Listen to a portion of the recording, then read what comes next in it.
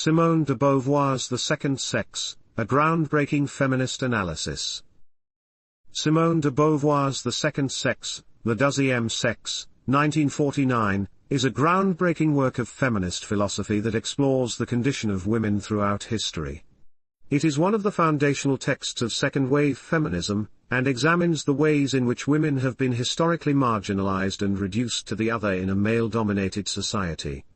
De Beauvoir challenges the essentialist notions of femininity and argues that women's inferiority is a socially constructed condition, not a biological inevitability. Below is a detailed breakdown of the key concepts, structured analysis, examples, everyday relevance, and criticisms of the second sex. One of the central themes of the second sex is the idea of women as the other. De Beauvoir argues that throughout history, women have been defined not as autonomous beings, but as relative to men. Men are seen as the default, the normative subject, while women are categorized as the other, the deviation from the norm. This dynamic results in women being seen as secondary or lesser beings. He is the subject, he is the absolute, she is the other, de Beauvoir, 1949.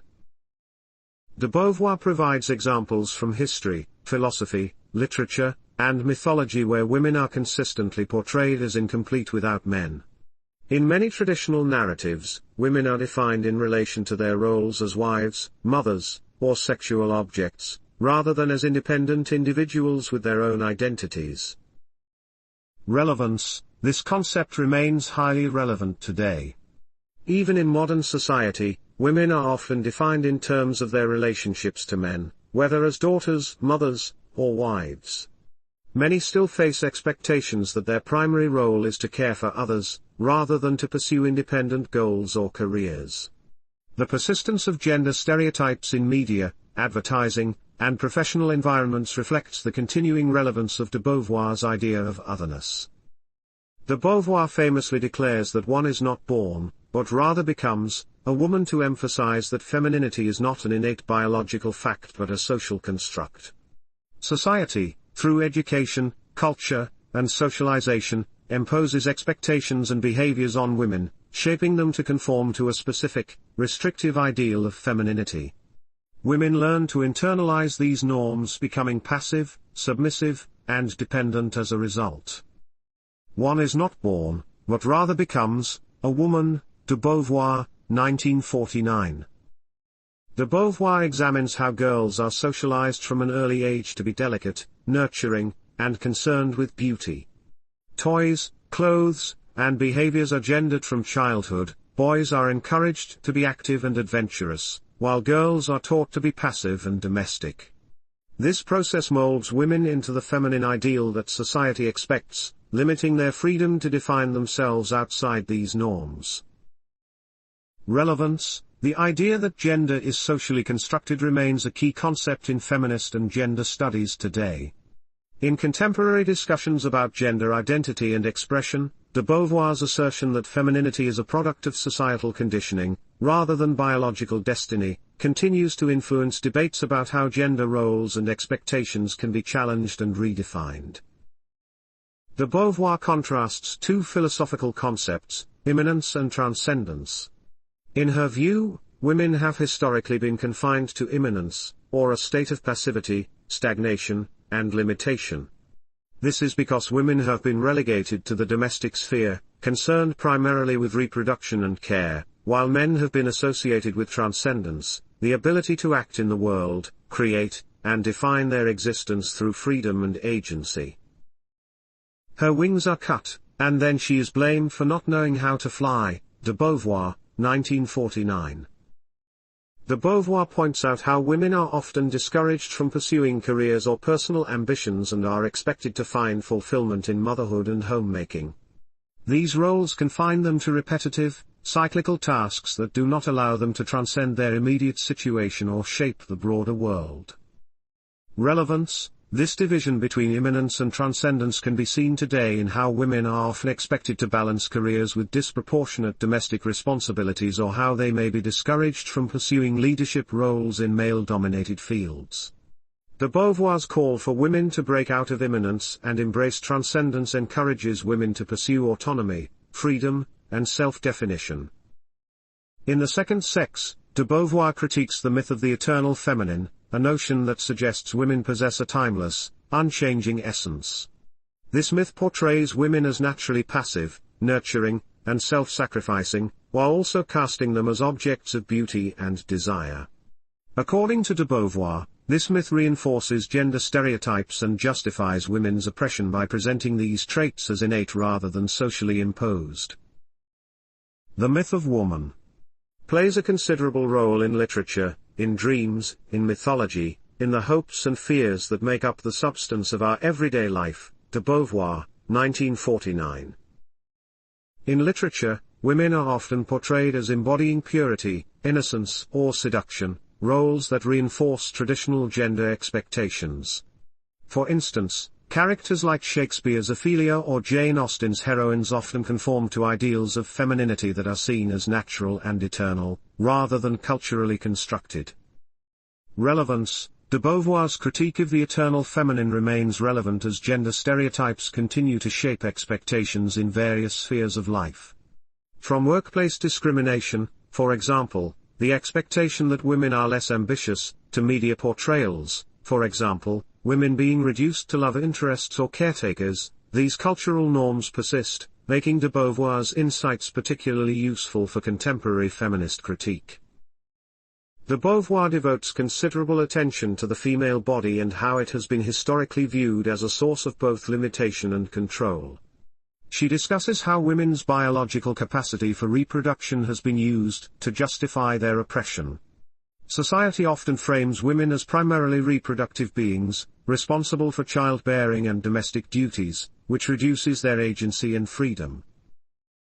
Her body is not enough to define her as a woman, nor does it doom her to remain subordinated to the male. De Beauvoir, 1949.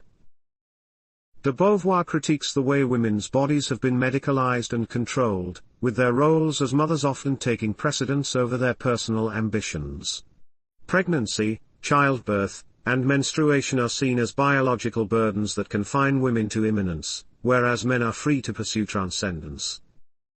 Relevance. De Beauvoir's analysis of the body and reproduction remains influential in discussions about reproductive rights, gender roles in parenting, and the division of labor in households. Debates about abortion rights, access to contraception, and the societal expectation that women should sacrifice career advancement for motherhood continue to echo her arguments about the way female biology has been used to control women's freedom. As an existentialist, de Beauvoir believes that freedom and agency are central to human existence. She argues that women must claim their freedom and agency by rejecting the roles imposed on them by society. Unlike existentialist philosophers who focused primarily on individual freedom without considering gender, de Beauvoir highlights the unique struggles women face in achieving this freedom due to their historical and social subjugation. To emancipate woman is to refuse to enclose her in the relations she sustains with man, but to affirm her as a human being in her own right. De Beauvoir, 1949. De Beauvoir discusses how women can reclaim their agency by seeking independence through education, financial self-sufficiency, and breaking free from traditional roles. She uses examples of women who have achieved transcendence by asserting their autonomy, such as writers, scientists, and activists, who refuse to be defined by their gender. Relevance. De Beauvoir's call for women's freedom and agency continues to inspire feminist movements today. Women are still fighting for equal rights in the workplace, in politics, and in personal relationships, emphasizing the need for autonomy and self-determination. Her existentialist framework encourages women to take control of their own destinies, rather than accepting the roles assigned to them by society.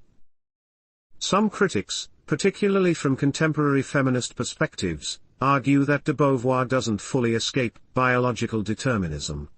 While she critiques the notion that biology determines women's destiny, she spends a significant portion of the book discussing women's biological differences and how they shape women's experiences. Critics like Judith Butler argue that de Beauvoir's focus on the female body still ties women too closely to their biological roles, despite her existentialist critique.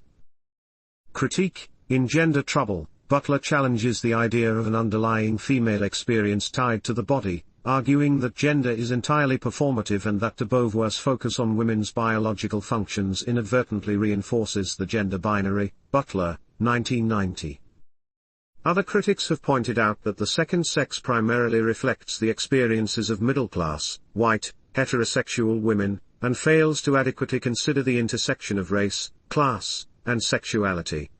For instance, Bell Hooks critiques de Beauvoir for not including the voices and struggles of women of color, working-class women, or LGBTQ+ individuals. In Feminist Theory, From Margin to Center, Bell Hooks emphasizes that feminism must consider multiple axes of oppression, suggesting that de Beauvoir's work overlooks how race and class complicate the female experience. Hooks, 1984. Simone de Beauvoir's The Second Sex remains one of the most influential works in feminist philosophy, providing a rigorous examination of women's historical and social subjugation. By analyzing the ways in which femininity is socially constructed, the dynamics of otherness, and the distinction between immanence and transcendence, de Beauvoir offers a path for women to achieve freedom and agency. Despite some criticisms, her work continues to inspire feminist thought and activism, challenging readers to consider the ongoing impact of gender norms, societal expectations, and the fight for equality in the modern world. Don't forget to like and subscribe if you appreciate the video and keep updated on our upcoming content.